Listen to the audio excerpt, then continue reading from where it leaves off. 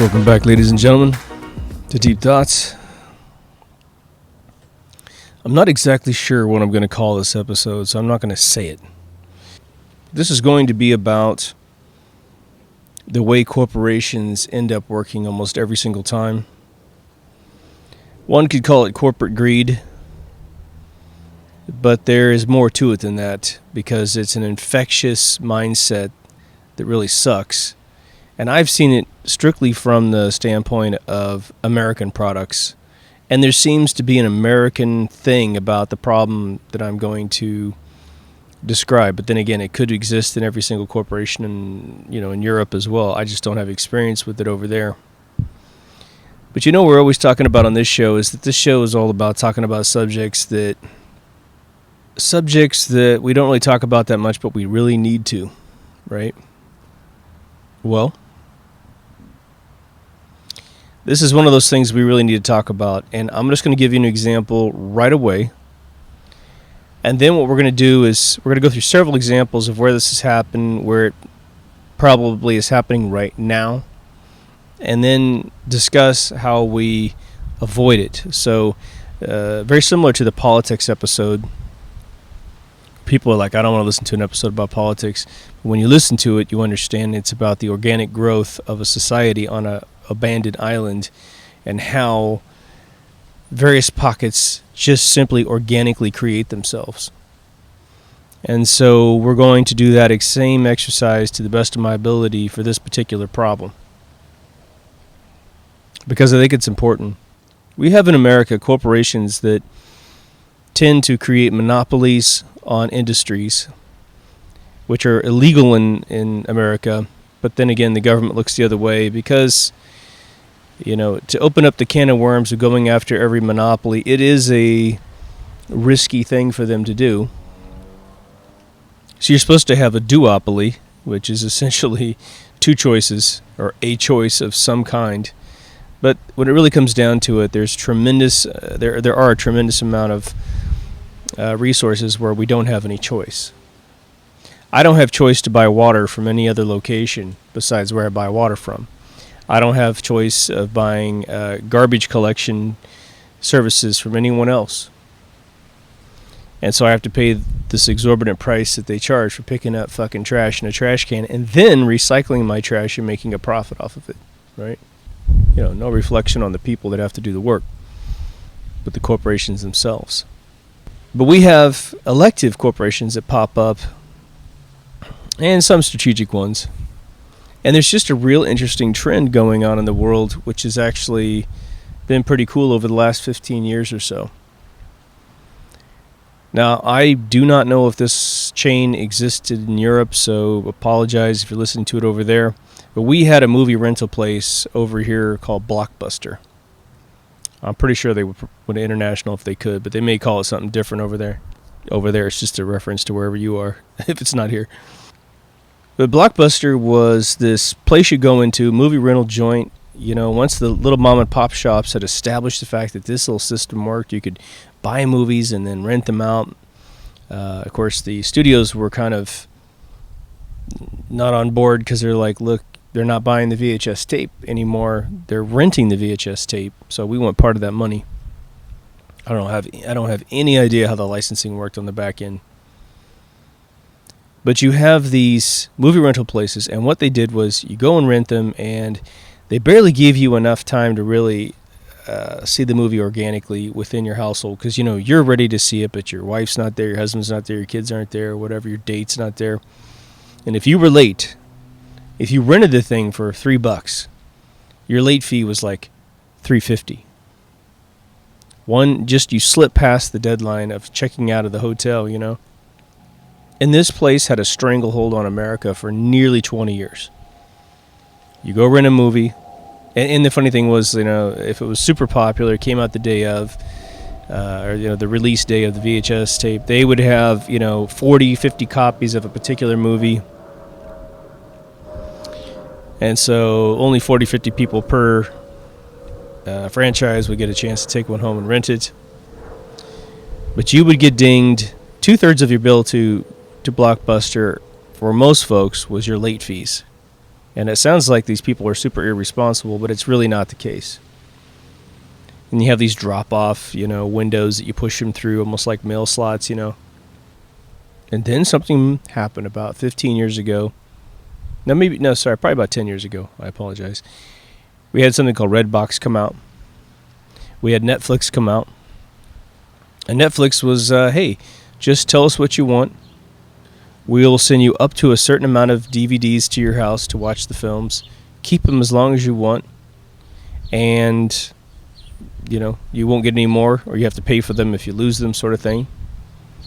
So now there was no late fee. The Redbox came out. It was, we still have them to this day. They sit up next to drugstores, packed full of films. I don't believe there's any late fee. When you get done, you just drive up, stick them in there to deal with any human being.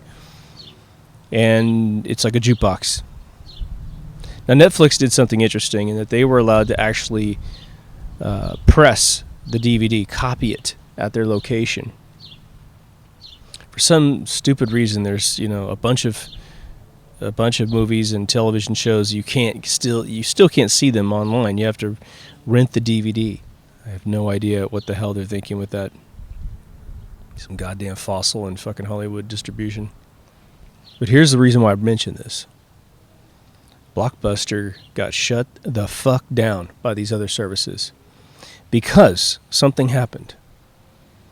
Every single time we got dinged with this bullshit late fee. One, it's really, really high.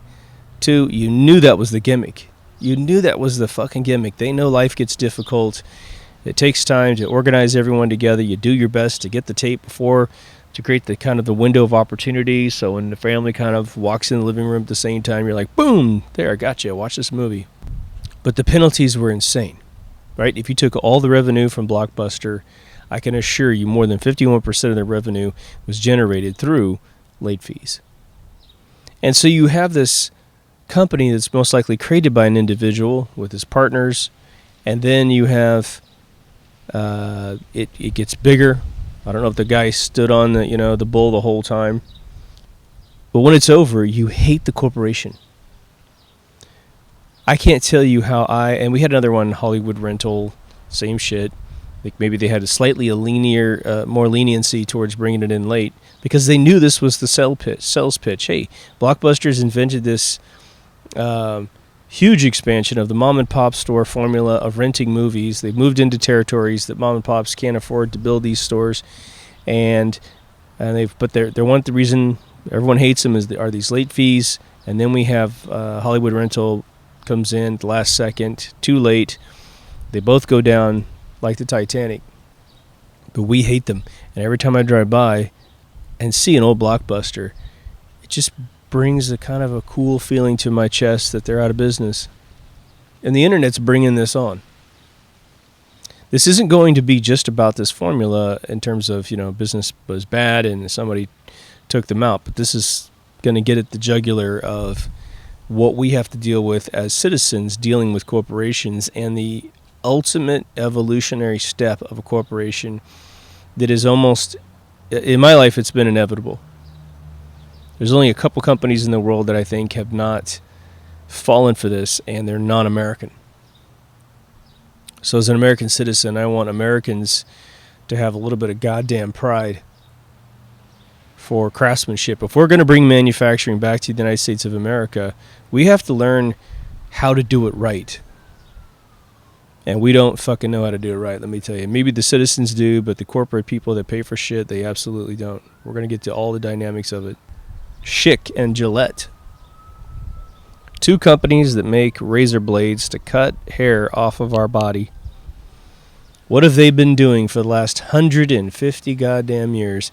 They have been gouging the living shit out of us for what amounts to a couple cents worth of material to make a blade, claiming that they have this gigantic R&D budget that they have to make up, when, hey man, if you just grind steel to be really sharp, it cuts shit. It cuts it. What did it cost in America to buy 4 blades for your razor? $24. $24. These assholes wanted so much money per blade that you could buy an album of music nearly for the same exact price per blade. So what's happened? We now have the Dollar Shave Club, right? Dollar Shave Club came out with this really cute ad on the internet where he said, look, aren't you sick and tired of this bullshit of paying too much for blades? Well, hey, for $10 a month, you can get 6 blades. In fact, I think you can get like 6 blades a month. By the time, I tell you, when you sign up for this thing, you end up getting so many blades, you got to turn it off. And they've actually fixed their website, or added a feature to their website just to turn off billing for 6 months, because they know they ship them out so fast that people don't use them all. And now Schick and Gillette are dying. These jerk-offs who have been raping us for decade after decade after decade. Now, some of you might blow this off and go, well, Jews do, that's what corporations do. And I agree, and we're going to talk about that, because if we want to really rebuild any level of respect from the world to America, we have to actually have a different opinion about how we run corporations. Now, I come from the Midwest, where when you go into certain people's homes, depending on how old they are, although it's kind of fading away, so if you go into say an older person's home in the Midwest, it's, I'm almost talking about my grandparents, so they're probably not alive much if they're not in their 80s, 90s, or 100s. But you'll start finding appliances in their home that were built when America actually had a little bit of dignity and standards. And, the appliances built in the 50s still work today. As long as the tubes still work, the radios still work from back in the day. The phonographic players worked from back in the day. And then there was this epiphany at some point in American's history, where cheap shit became an acceptable standard. Everything was a disposable razor. Your television's a disposable razor. All your furniture is a disposable razor. You're just supposed to use it for a little bit and get rid of it. Well, let's think about it. What are some of the things in the world that appreciate and value because people actually put blood, sweat, and tears into the product? Harley Davidsons used to always appreciate and value, right? Fine European vehicles always appreciate and value. The Honda Civic, the Toyota Corolla. These objects always appreciate and value, or hold as much value as possible, because they're built with a particular standard in place, and we go back for more because of the standard so high. Now, Apple Computer is in the utter phase of demise right now, because it's being run by a complete fucking idiot who has no background to have his job, who uses his position to do nothing more than engage in political, personal agendas. I mean, I would have fired this guy and scarlet lettered his ass a long time ago.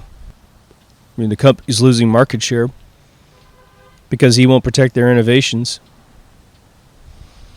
And for the very first time in the last, say, 5 years, I was at an Apple store, and I was having some issues with the computer, and the genius, said, well, you can't. He goes, your computer's 2 years old. I said, yeah, so what? Well, you can't expect a computer to last longer than 2 years. That's just about it. It's just about the lifespan of that. Couldn't believe my ears, man. Couldn't believe my ears. But that's some hipster douchebag, who doesn't want to do his job. He's fucking 60 pounds overweight, sweating through every fucking gland in his body because it's trying to kill him. Let me give you a few more, because I want you to just kind of think about this. Corvette.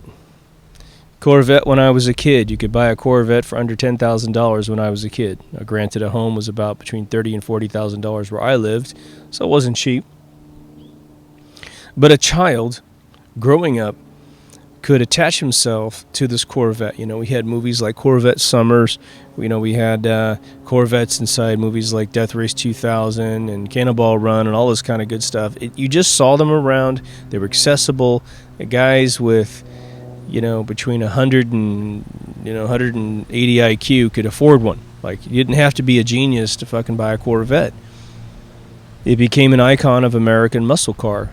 It became an icon of just incredible design. Nothing looked like that car. The first ones looked like some other cars, but by 1978, nothing looked like that car, right? So what happens?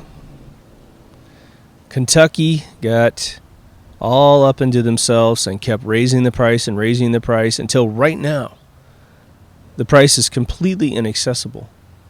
You're going to be spending anywhere from $60,000 to $100,000 for one of those cars, and you're not going to get the top model at $100,000. You're not. It's a two-seater, no matter how you slice it, right? Actually, sorry, let me back up here one second. The car got redesigned in 1983 with this new model, and I think mainly it released in 84. And they barely changed it. And when you were a kid in the 70s, Corvette was always putting out these concept cars, these paintings and these designs, and then they built a couple concept cars. This is what it's going to look like in 2000. I think they even did one for 2007 for some reason. But you looked forward to Corvette kind of pioneering the muscle car of America, getting up to literally a spaceship. And then something happened. They didn't redesign the car. The 80s finishes up. It's damn near the same car. Oh, yeah, round taillights, round rectangle taillights. Who gives a shit, right? Got rid of the pop-up headlights. Then you go into the 90s, and it stayed the same. You go into the 2000s, the 21st century. Nothing special at 2000. But back in the 70s, from all the guys that dropped acid, who dreamed up these amazing cars, well, those guys are long gone. Out of the company, at least. And I sat on a plane in the, I don't know exactly when, I think it was in the 90s. I sat in the plane with this guy from Kentucky who worked for Corvette. And I sat there and I said, dude, when I was a kid, Corvettes were badass. They were amazing. Everybody wanted one. I said, what the fuck are you guys doing now? The only people I ever see in a Corvette are very old people with completely gray hair, either by themselves or with their old lady that's exactly the same. There are no Mark Hamills driving Corvettes. There's no young kids driving Corvettes. You just don't. And you know what his opinion, his statement back to me was? He said, yeah, well, we sell every single one of them. We sell every single Corvette we make on the line, so we don't think we have a problem. This is the short-sighted, ignorant corporate greed that makes this happen. Because what was actually technically happening to the market? As they moved into the 21st century, they realized that no one's buying their fucking cars anymore. I mean, they're buying them, but they're not. Their audience is dying off. It's like the old Elvis story where, blue-haired women started showing up to his concerts in the 70s and it was driving him crazy. I don't know why that's the case, because he wasn't that goddamn old. So what happens? I go to Lake Havasu, probably about in 2009, 2010. I'm following the boat to the slip, and all of a sudden this bright yellow, and I mean like crazy yellow, not Ferrari yellow, not piss yellow, just some crazy fluorescent yellow thing is in front of me.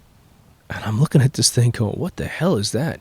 And I don't even know. It's a special edition model of the Corvette. It was a brand new Corvette. And I'm looking at this thing going, has anyone else seen this? This is like a spaceship on wheels right in front of me. And I've only seen a couple like this since the new models have come out. But I felt amazing for one split second because I thought someone in Kentucky got it. Finally they realized if they're going to continue to exist, they need to bring on new fans. The only thing they haven't done is brought down the pricing. I'm sure that's very tough now. But go look at a Corvette today. They're absolutely gorgeous. They're amazing. I see them when I fill up my gas At the gas station, there's usually someone who's got one about every 5 visits, and they're just stunning. And I've talked to the owners. I walked up and I said, "What do you think, man?" He said, "This is the most amazing car I've ever owned, and I've owned a lot of cars." If America is going to take back its manufacturing, we have to absolutely rebirth our complete corporate attitude towards product manufacturing. But it's like building a bridge. You know, when you're a little kid and you build a bridge, how do you do it with your Legos? You start on one side of whatever chasm you're crossing, and you start putting your Legos down, and you just keep going until you go to the other side, put the last Lego in at the other side. But how do they do it in real life?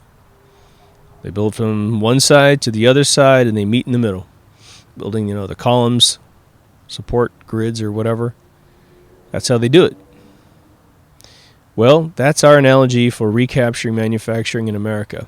And if you're in Europe listening to this, simply think about what you do, because a lot of you guys do it right too. Mercedes, BMW, there's all kinds of great manufacturers over there. Jaguar, Bentley, of course, Ferrari, Porsche, Lamborghini. It's just the list goes on and on.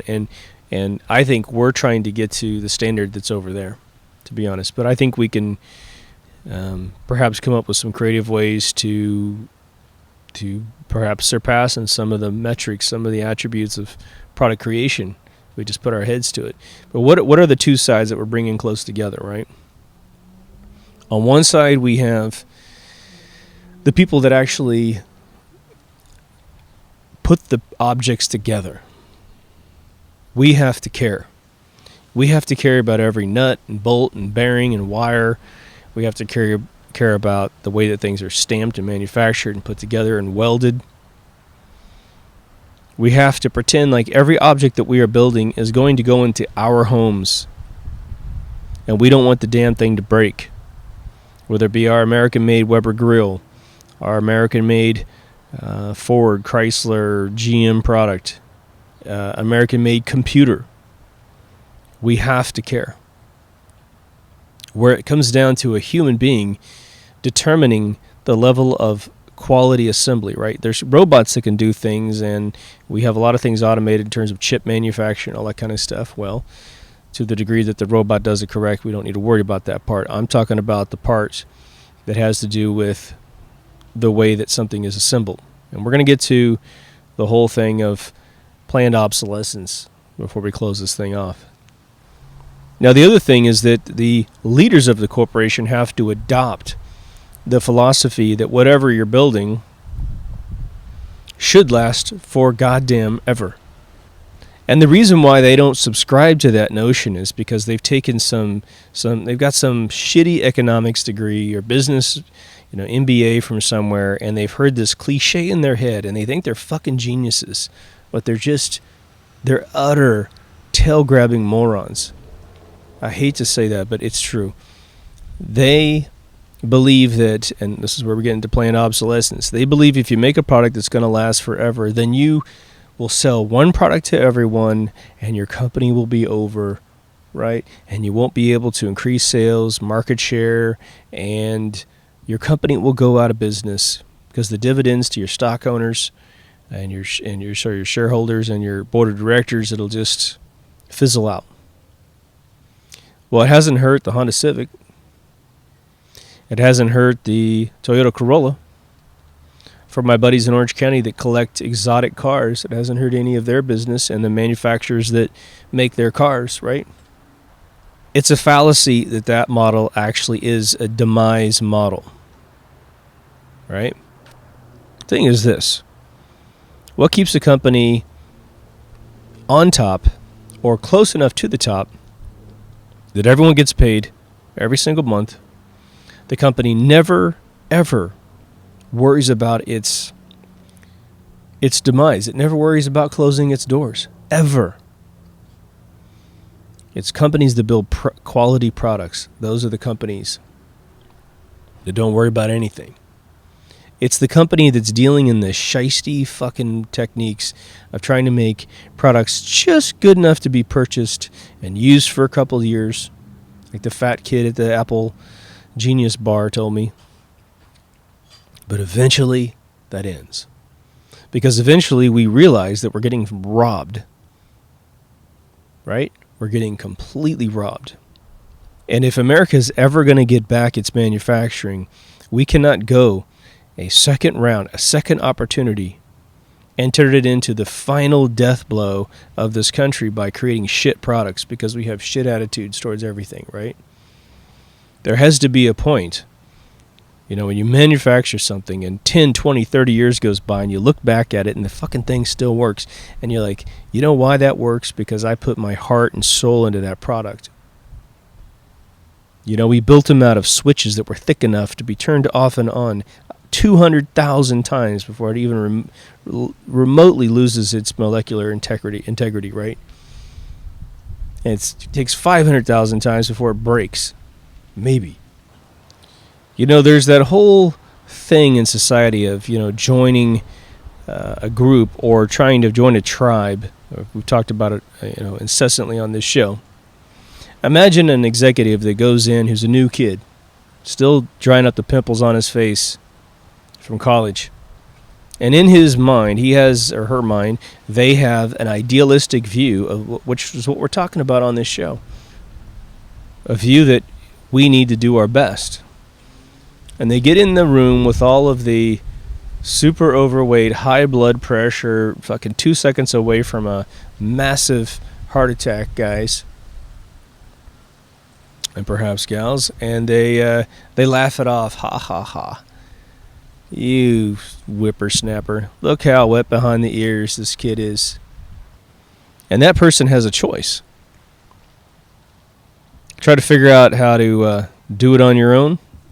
Try to figure out how to convince these old fucks how to think like a decent human being.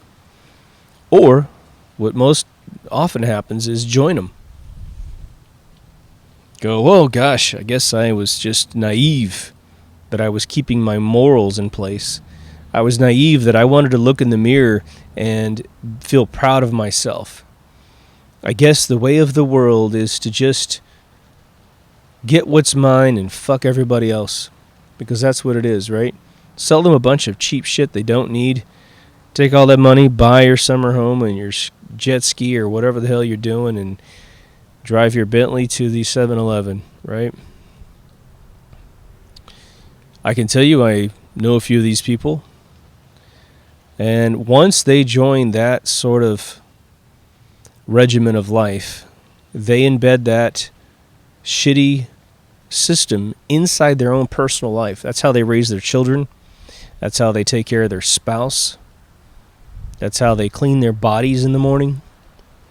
It's all cheap. It's all shallow. Life isn't life. Life is a caricature picture of life. And it all happens at that exceptional moment when some other lazy bastard teaches a child that being a lazy bastard is just the way to go. I know a lot of you who have lots of siblings in your family, or you've watched this happen where someone has 3 children, and, you know, you judge the 3 kids, you know, or when you talk about the 3 kids, you talk about them in their level of engagement to life. Well, you know, the first kid went off and became a doctor, and the second kid, you know, went off to become a landscape person, and the third kid just was a drug addict, hung out in the garage, was totally lazy, da-da-da. How many times have you heard that story in your lifetime? Right? The kid that will beg for 8 hours on the sidewalk, or sorry, I should say 16 hours on the sidewalk for enough money just to eat and put some new clothes on when they could go get a job for 8 hours a day, get the 8 hours back to have fun, sleep for 8 hours after that, and have money left over in the bank. It's that, of course, we all know, and I won't get into it much, but there's the welfare socialistic state that comes up to satiate kids with bad educations, right? I've said it a couple times on this show. I bumped into a woman who works for the Taco Bell Corporation down the street here in Irvine, California. She brought a bunch of Taco Bell to a party I was at. I had already fed everyone with some homemade barbecue that a buddy of mine did at his restaurant. Everyone was already full. She brings all this Taco Bell. Nobody wants to eat a single, you know, taco of it because it's shit food and everyone knows it. But she's sitting there with this big tabletop of a Taco Bell that's just getting soggy with every second that goes by. And I can guarantee you at that second, because she could smell the barbecue that I had brought.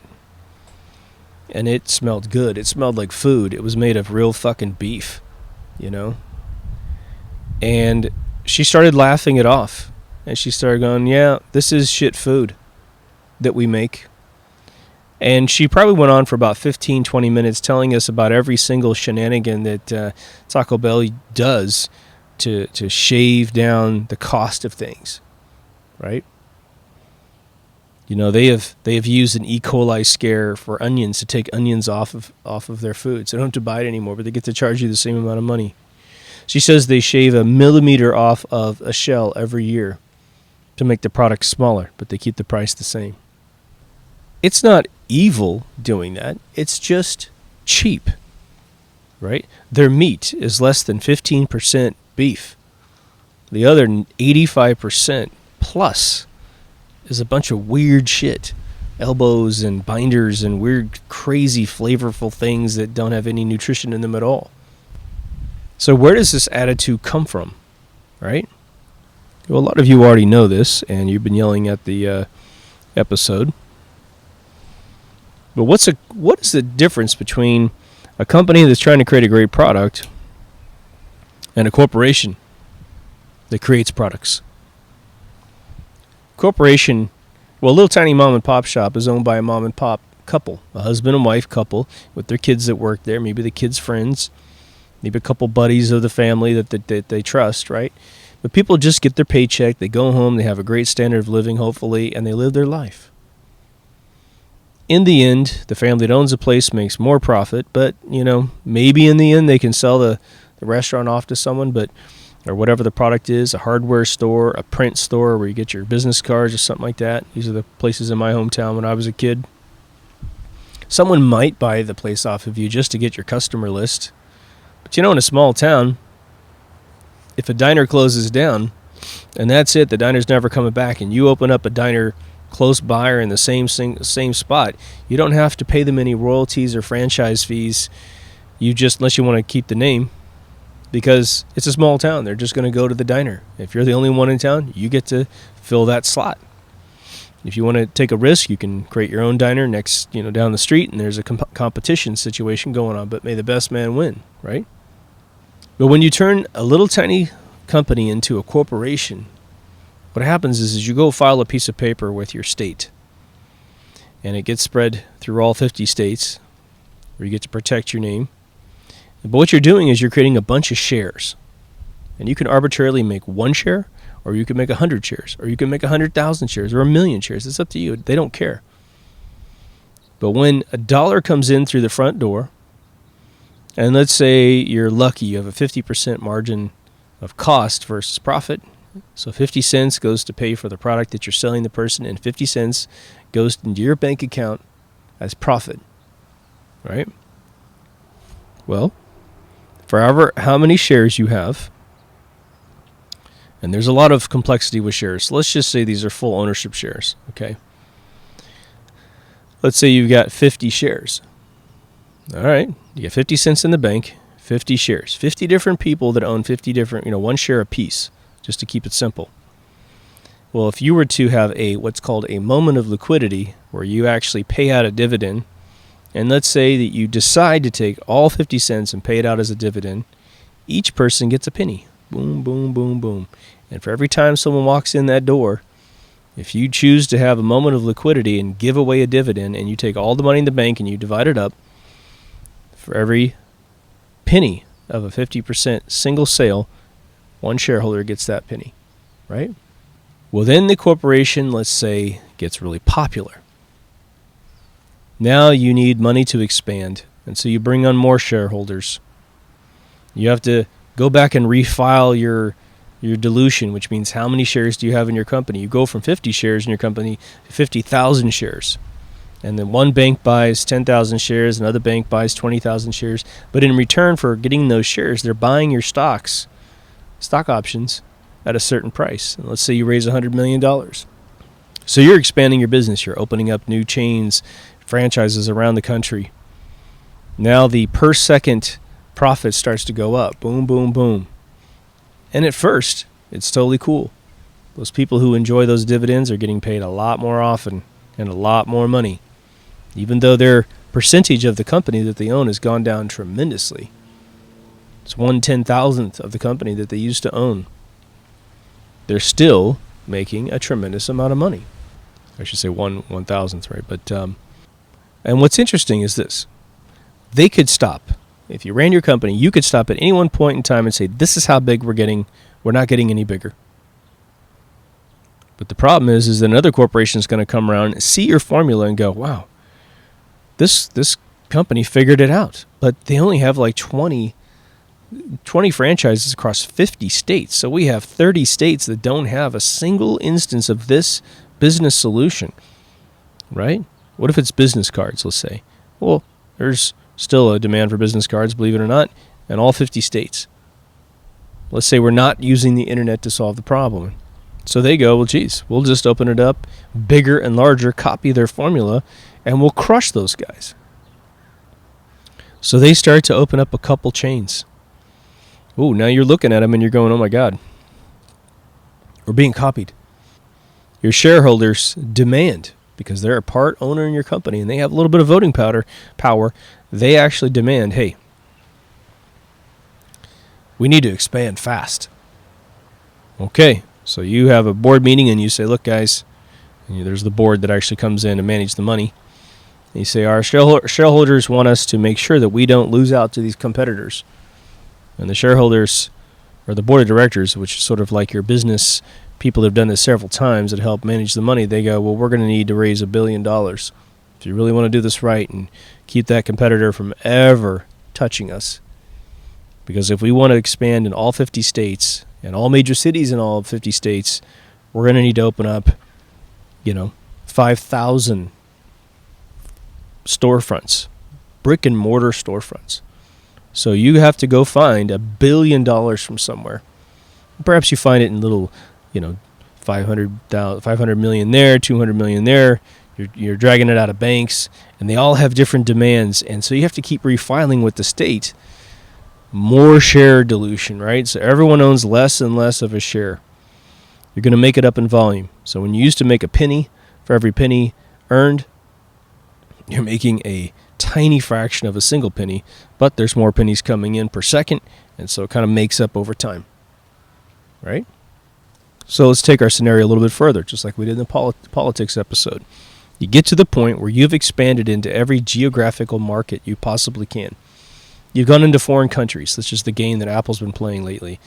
When they couldn't sell any more products to the current customer base because the innovation died with Steve Jobs, they captured China market, which is a little gimmick you can do one time. When China was completely infiltrated to the extent that Apple could do it with their overpriced products, Android moved in and cleaned them out, shrinking market share now in that new expanded market. What did they do? They went to India, grabbed a tiny bit of that country that can afford their overpriced telephones. Well, what happens? Android walked in and killed them. So this game that Tim Cook's been playing with Apple is over. They have to make better products, and they have to make them cheaper. All right? So back to our example. When we have put up every single brick and mortar store that we possibly can to sell our little business cards, the only thing we can do at that point, well, there's two things you can do. Okay? The first thing you might try to do is increase the amount of products that people can buy from you. And it's not just business cards anymore. It's postcards, it's letterhead, it's everything to do with a business and paper. Perhaps you just sell paper. So you expand your portfolio, your book of services, your book of products, your catalog gets bigger. Now all of a sudden you're selling all kinds of stuff. It has variable margins, right? You make a lot of money on one product, not much on the other. But again, it's all profit that's coming in the company. And the shareholders are happy. You no longer have to borrow any money. In fact, maybe you're amassing money in your bank account. All right. Looks pretty good. Now, the shareholders have dividends they get paid, right? They have a value to their stock. They can actually buy a home and borrow it against the value of a stock, the average value of a stock. So if a stock's worth $100 a share and they have $500,000 worth of that share, of that stock, they can go buy a home and literally put their stocks in as the collateral against the loan.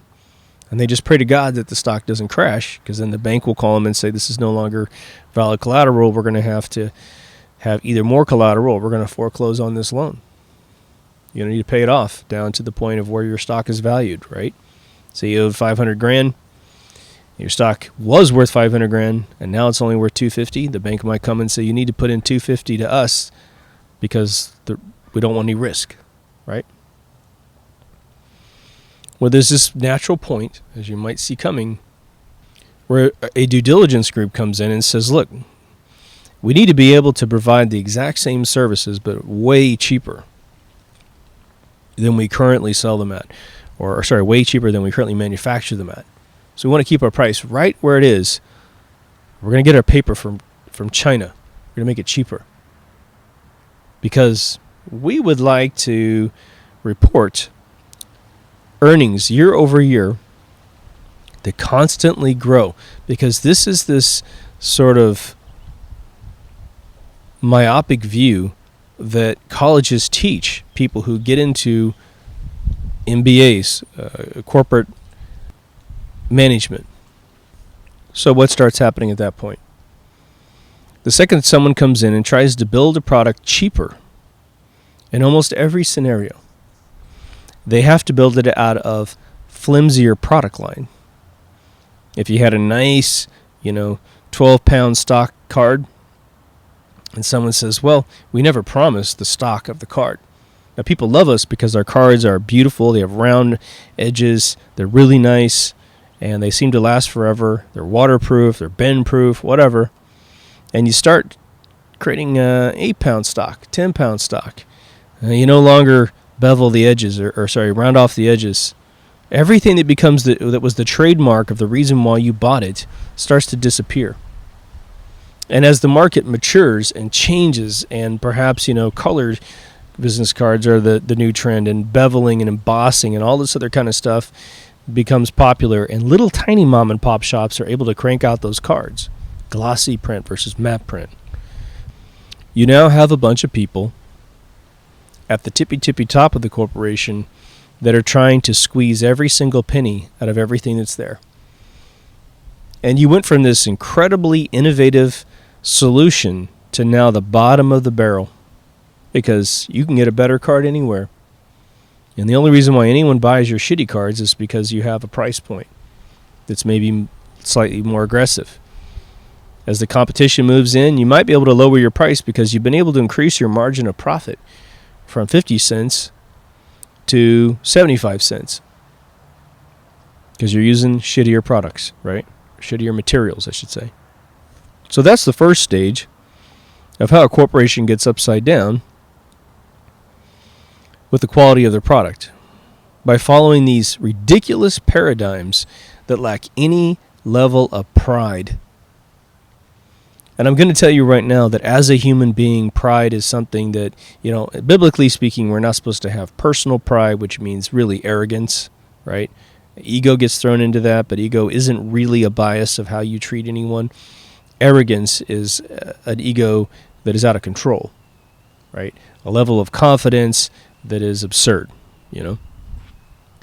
Now, some point in man's manufacturing history, an anomaly occurred. They made a product, and it had a flaw. And it was actually sort of an acceptable flaw. The product worked for quite a few years. The customer's pretty satisfied with the product, but something sort of went out on the product, right? With cars, it's one of these things of like a clutch can't last forever, and everyone knows a clutch can't last forever. It can last a really long time. Brakes, they don't last forever. They just don't. What is a brake? It's this soft material that is either pushed out on a drum or squeezed on a plate, and it's just going to come off. It's just made of a material that's going to come off, and eventually you got to replace your brakes. You know what I'm talking about, right? Well, the company that manufactured these parts, usually went to the dealership to get it all for quite a while, and now we have Pep Boys and a bunch of other, O'Reilly parts. and we do it ourselves, or we have little tiny mom and pop shops do the maintenance for our vehicles at much reduced cost than the dealership. And they realized organically that there was this great opportunity to replace parts. Interesting. And someone deviously crossed over from that, hey, let's make everything cost less, into the camp of maintenance and said, you mean to tell me that this product fails and people aren't the slightest bit worried about the failure? They're willing to pay for the replacement, and they, as long as we can tell them at the mechanic, auto parts store, that this is a normal level of attrition based on just operating this particular object, this vehicle or whatever, that they're willing to pay for the replacement without any complaints. And as soon as the answer came back, yes, sir, that is absolutely the truth, thus spawned planned obsolescence. The game of planned obsolescence has to do with a psychological conditioning of humanity to believe that there's nothing wrong, such that when they part with their monetary units as a result of their calorie input into some job, they're not upset. And that was the first stage of planned obsolescence, right?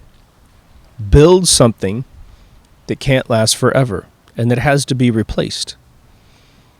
Now, what's funny about it is sometimes it's a vehicle and it's all those little parts, the shocks, the struts, the belts, all that good stuff.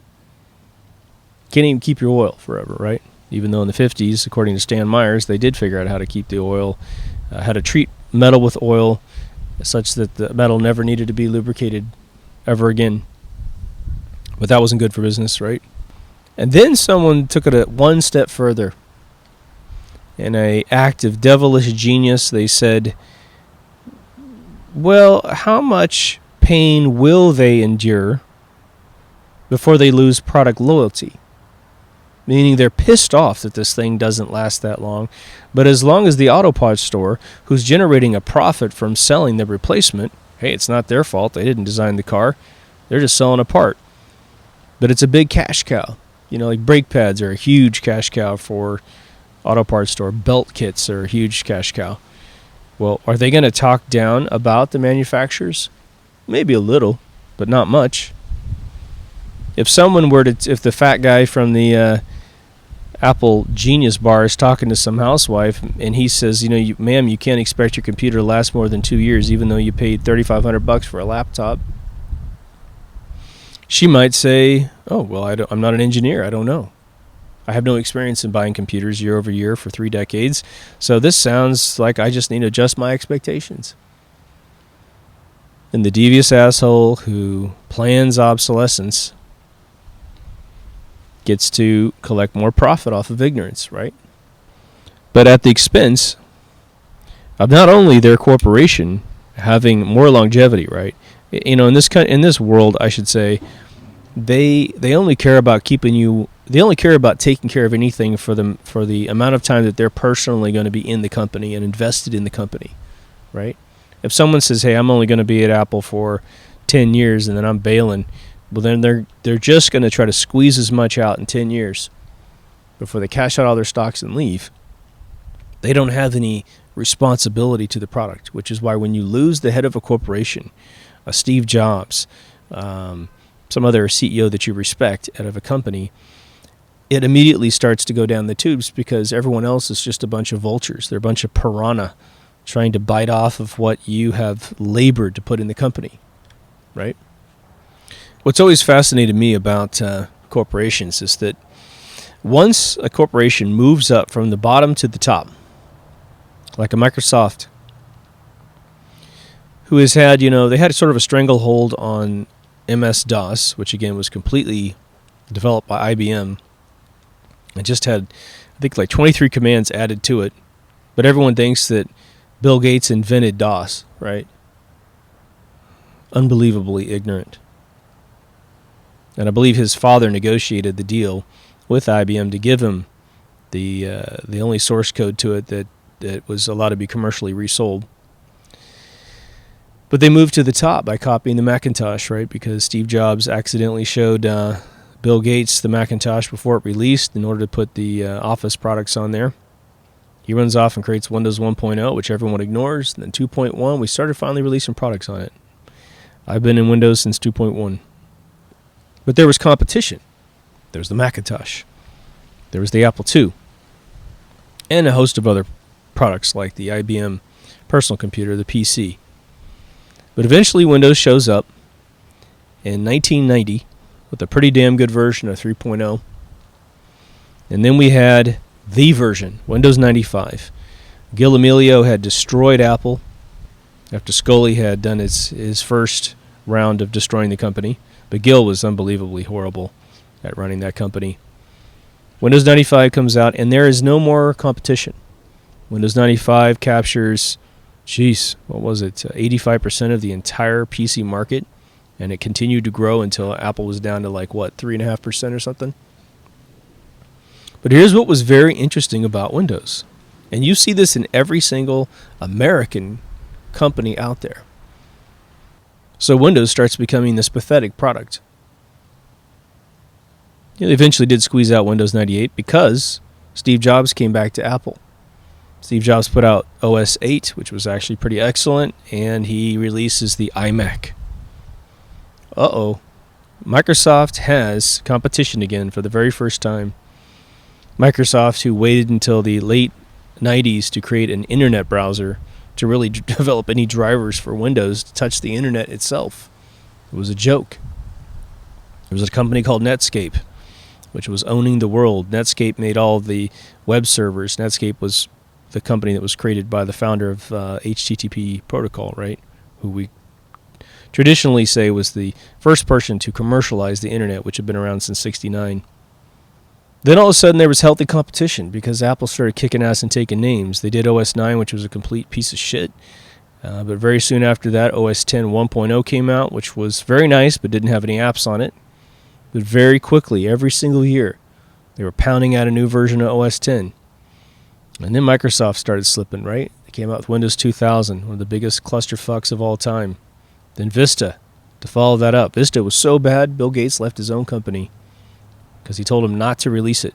I've got friends that worked at Microsoft while Vista was being developed, and he said that Gates would pace the hallways and talk to people and tell them how shitty what they were doing was, and to have some pride in the product. But the problem is that they've been through those previous stages that we just discussed, and so they had filled up the company with a bunch of people who didn't give a shit. They were shaving the millimeters off the Taco Bell shells, right? They didn't give a shit, nor did they have the aptitude to give a shit, right?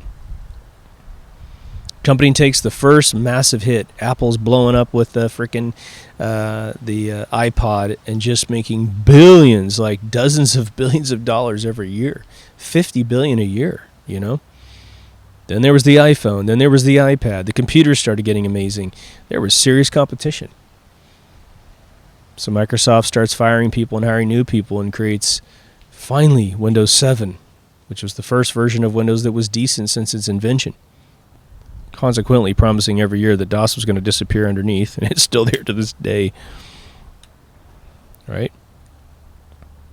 I'm mentioning these specific examples for you so you can see the sort of genetics of what happens and what you need to avoid in two different ways. You know, some of you are going to be listening to this video and you will be the people that either own a company that is in the middle of this process, right? If you're the CEO, you need to make sure that you put policies in place that can't be vetoed by your voting shareholders that say this is our standard. We're not going below this standard, right? Nike used to be this incredible company, and then they started having all their shoes made in China, and they just fall apart, right? The glue just falls apart on the shoe. But there are other shoes that never fall apart, and they're big brands as well. I used to wonder why people bought Bentleys and, you know, Porsches and all these other cars, these really, you know, $120,000 Mercedes and Maybachs and all that kind of stuff, right? Until I sat in one and drove one, and I realized, oh, these are the, you know, dozen companies in the world that make vehicles that haven't compromised their integrity. You know, it's funny when you watch these videos, the making of a Bentley, it's actually fairly interesting, or Maserati or something like that, and they show you all these people hand making the dashboards, you know, hand carving the wood, and people sewing the leather together to put over the dashboard and all that kind of stuff. And you think, oh my God, look how amazing that is. That's why this car costs $300,000. And then, if you're old enough like me, and you paid attention to decades way before you even existed, you remember America used to do that with every single product they ever made. That's why in my town here in Huntington Beach, California, we have all these car shows. And what shows up?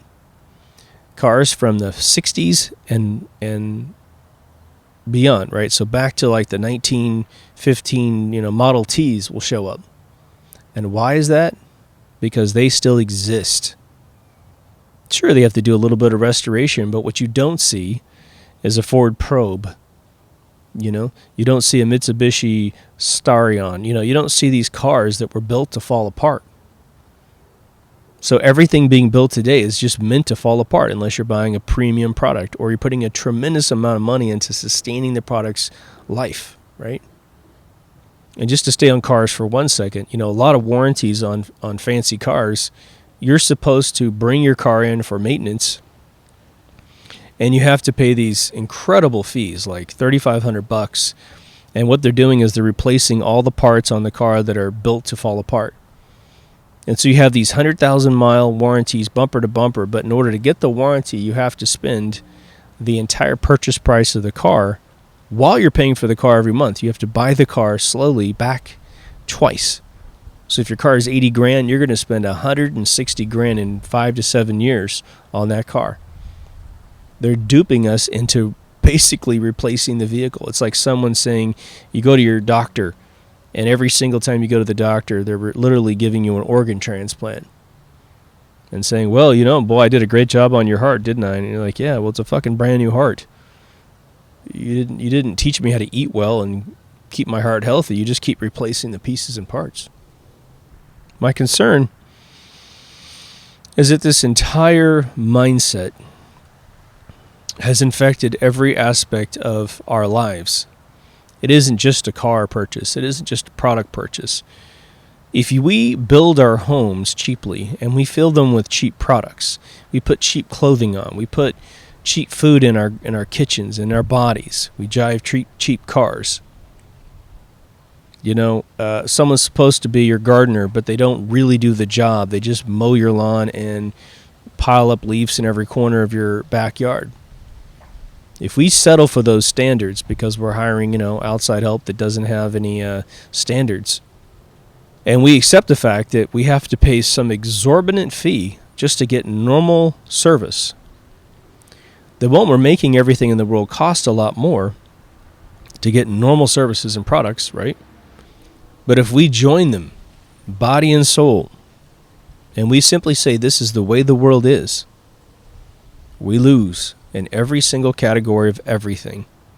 We lose with our interpersonal relationships. We lose with our own management of our own life. I often comment about people that don't, take care of their bodies, like the Apple guy I just talked about several times. Well, for me, why would you take care of your body if you won't take care of anything else in your life? You don't demand any excellence in your life whatsoever. Where does excellence and perfectionism ever exist in one's life if one doesn't demand it exist at some point in their life, right? I'll give you a little low-hanging fruit example of which I'm almost certain each one of you has experienced personally. Some of you will make your bed every single day, and some of you won't. Some of you will clean your bathroom once a week. Some of you won't. For those of you that make your bed every day and clean your bathroom at some regiment, I'm not talking about you. And believe me, I'm not holier than thou in any way, shape, or form. And let me just pick on myself for a split second. I work 24/7, 7 days a week, and that's the way I love it, right? And so at some point, I'll refresh the bedding, and I have a really busy week, and I'm hopping out of bed really quickly, and I'm not making it, and I'm taking old clothes off and putting it on one side of the bed because I need to put this here and that. I need to hang this up. I don't have time. In my own brain, I don't think I have time. And it starts to become a cluster. right? The bathroom. I was supposed to clean it on Sunday morning or Sunday afternoon, but this particular Sunday I was out and about and I was driving over LA and I miss it. And then I go back into my busy week and I don't have any Pavlovian training to clean my bathroom between Monday and Saturday. So if I slip one more time, the bathroom starts looking like shit. But then it all comes back around. I do the cleaning. It's good. The bed gets refreshed and it gets made. All of a sudden, I feel good. It's bizarre. The chaos of my house has been subdued. I feel good about my own ability to clean the place up. When I crawl into brand new sheets every night, holy shit, it's an amazing experience. You all know what it's like to hop into hotel bedding, right? That's good. What I don't want to admit to myself is that when I let it turn into a crap house, right, it affects me negatively. I take the chaos of my bathroom, the chaos of my room, the chaos of whatever, my office, my front room, or whatever, if I don't get a chance to wash my car once a week, and I'm taking this beautiful vehicle to a meeting, I'm parking a little further away from the front door. I shouldn't be doing that. I should adhere to a level of perfectionism that isn't obsessive, it's not crazy, but it meets the bare minimum standards to make me feel comfortable as a person. There's that old saying, do unto others as you would have them do unto you. Now, in several areas of life, that doesn't work. I like people being honest with me and being truthful. There's a lot of folks out there that hate the truth because they've allowed a lot of things to be swept under the rug. And if truth starts to enter their life, then they're afraid that other things are going to be exposed in their life. We can't allow that to infect ourselves. When it comes to product manufacturing and services that we offer, if we treat these products and services as if they are services that we are offering to ourselves or to our loved ones or someone we're trying to impress, we're going to be in a great situation. A lot of you guys and gals have been in situations where you are trying to impress someone on a romantic level, right? And you will go to there will be no extent that you won't go to, to impress that person. All right? For guys, I don't know, some beautiful girl calls you up and says, I'm having a problem with my TV. I don't know how to program it. I'm having a problem with my car. My car is so dirty. And, it's just manly shit. They don't have a man in their life. And so you're like, all right, when are you available? I'll come over. We'll have a good afternoon together. Or I'll pick up your car. I'll take care of it. And man, you meticulously fucking clean this thing or whatever the hell you're doing. You fix their pipes or whatever.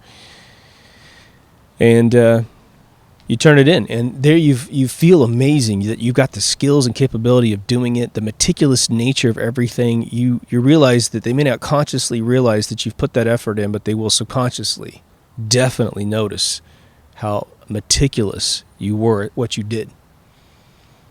And I haven't found a lady that's not attracted to a guy that's got capabilities, right? Let alone the temerity to prioritize them, right? I have to assume that the Japanese have that pride. There was all the documentaries in the 80s about how Toyota had managed to come out of nowhere, or I should say Japanese cars. We shouldn't just allow Toyota to take all the trophy there. But there were these documentaries about how they trained their staff to give a shit. And when they brought their factories to the United States, they had a hard time teaching Americans who had, for the last 15 to 20 years, been taught obsolescence. To say, we're going to build Corollas here. We're going to build Camrys and Civics here. But if we're going to build them here, you have to build them to our standards. I worked with a woman for 2 years who formerly used to work at Toyota in Mexico. And she said that the worst problem they had in Mexico was that they had never seen these standards ever in their lifetime. They'd never built anything as complex as a car before in any mass, market manner. And so they had employees stealing parts from the company because in their brain that was a standard that was okay. Well, you have too much, and I don't have anything. And so, the average employee in Mexico makes $500 a month. It doesn't matter what you do. only a doctor starts piercing the $500 a month thing in Mexico. And so these people are like, well, you're only paying me $500. I'm going to steal a part that's worth $500 and make $1,000. They almost had to shut down a couple factories down there. In fact, they did shut down a Toyota factory down there secretly for a couple months. I mean, people were getting paid. They weren't making any cars because they were trying to figure out a way to secure the storage facilities, hire armed guards to make sure the employees weren't stealing stuff. It's just because their society is different than ours, right? One of the biggest concerns about allowing immigrants into a country is the Constitution, not the law, not the legislation, the Constitution, but the actual inner constitution of a human being that's coming into your country. Let's say that you have a country and your people fought very hard to create your country, to fight for the borders. I mean, literally fight for every square foot up to the border fence that goes into the next country, right? Or the borderline, right? And then you feel sorry for some other country that has a bunch of people that don't fight for their country. Every single time their tyrannical government pushed on them, they said, how much? And now you say, well, wow, I really feel sorry for those folks. And instead of helping them fix their own country and giving them whatever they need to fight back, whether it be education, whether it be brute force, you bring them into your country.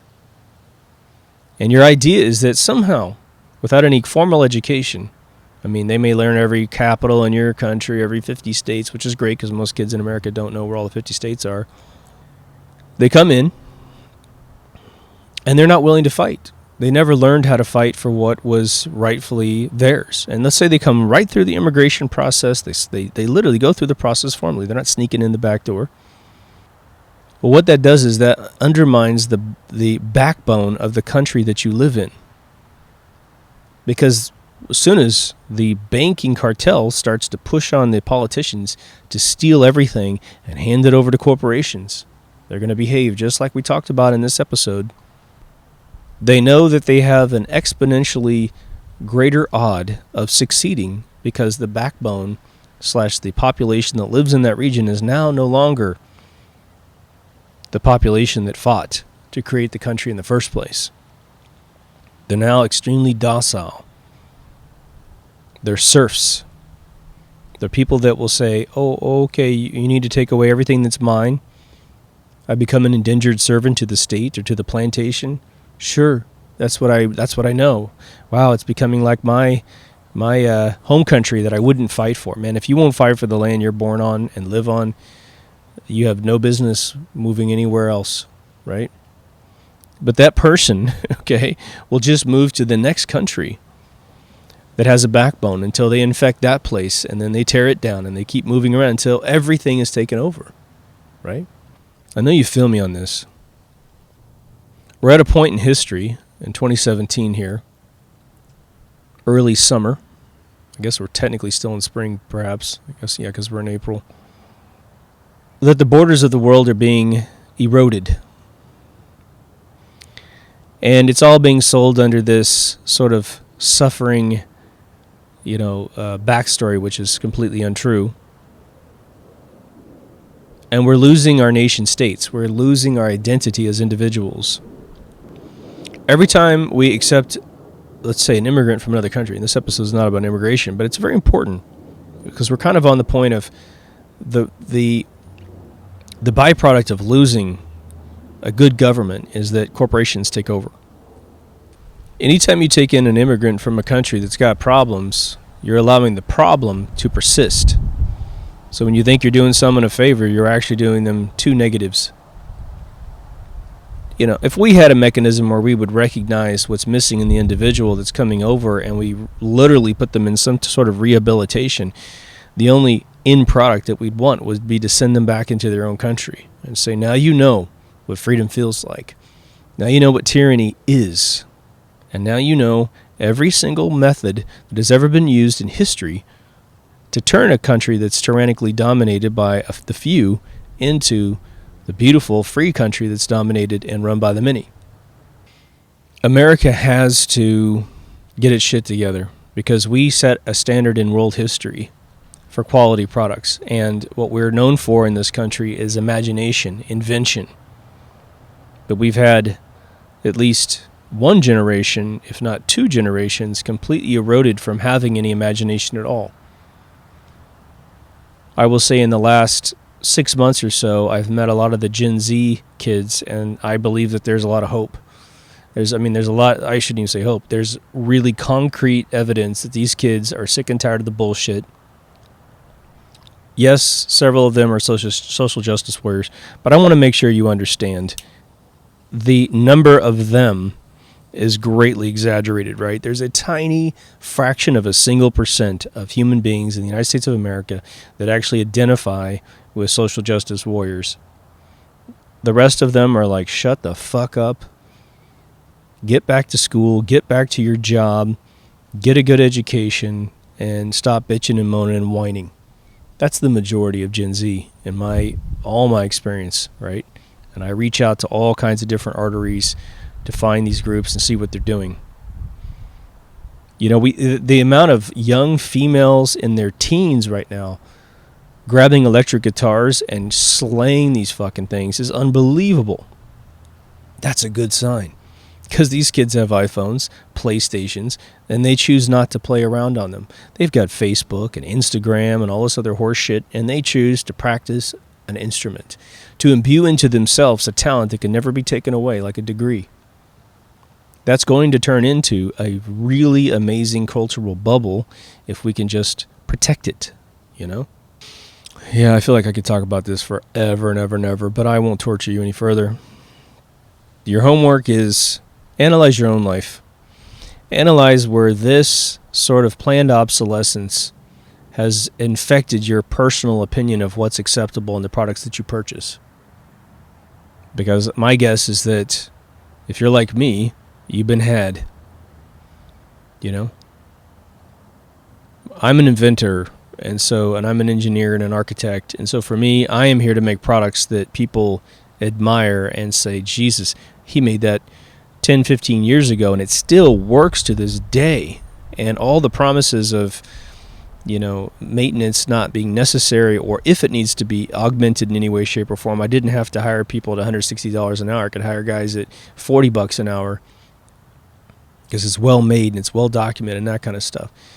See if there's anything you can do in your life to inject that sort of sensibility into humanity. And you know what? You don't have to be a part of a big corporation. Let's say you're a carpenter. Let's say that you're a chef. Whatever it is that you do, there's some little tiny contribution you can make to society. And most of you have several of these things in your life anyway. You go to a potluck and you bring your grandma's, famous dish, or you help your buddy next door maintenance his car because you know how to replace brake pads and you're saving him $500 in labor. In the end, it just feels better to do that kind of stuff anyway, right? You're going to get back what you put out. But this is a way that we get to commune as a society, right? To hold hands in terms of our appreciation for each other. And I do want to put a footnote on this. The immigrants that come to at least America, in most cases, are ready to work their asses off, and they do an amazing job. So I'm not anti-immigrant. I just feel like the kind that sneak over the borders and bring tons of drugs in and won't go through the formal process, I don't believe that that's healthy. And I believe that if we're going to run around the Middle East and try to dictate how their country should work and what financial systems they should use, we need to take care of at least our brothers to the south, But we know there's deep state organizations that don't want that to happen.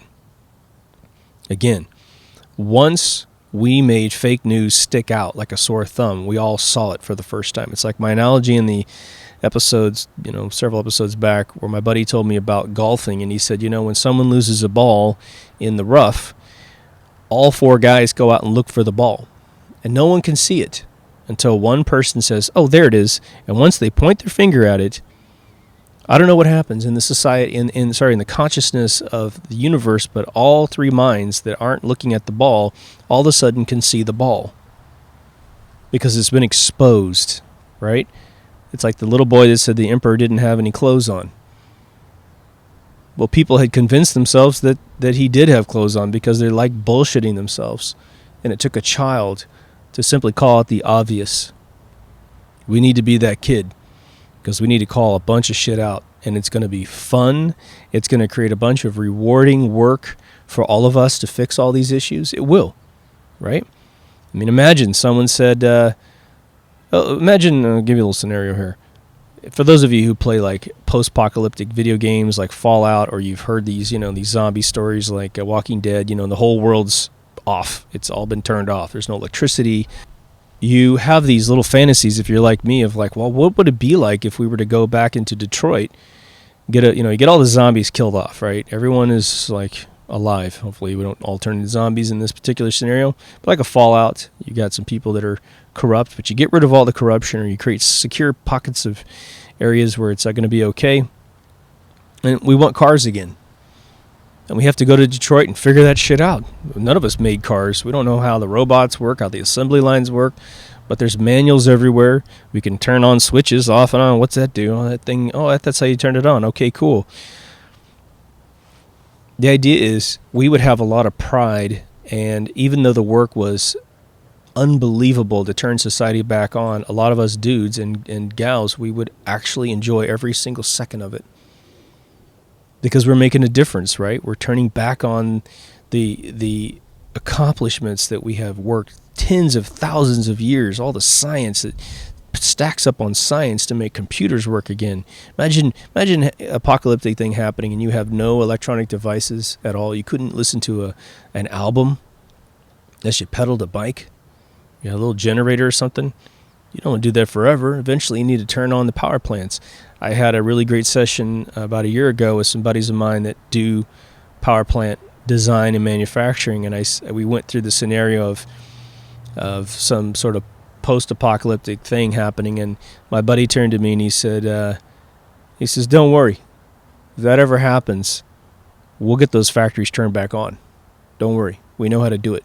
We'll get the water turned back on. We'll get power turned back on. We'll replace and repair everything that needs to be fixed. We'll get it done. And it was the most heartwarming, badass comment I heard in a really long time. I was like, yeah, cool. And I'll do everything I can and to learn what I need to learn, to do what I do, to turn what I know back on too. But it's also not all exterior. Some of it's interior. We need to learn how to be nice again to people. We need to learn how to be sort of the goofy guys that we were back in the 40s, right? Men were men, but they were also kind of, they just didn't conceive of death and destruction the way that it's been pushed on us today by all the terrorism and bullshit from our intelligence agencies, right? The amount of horrific shit that's broadcast into a household today is insane, isn't it? We've learned to accept it.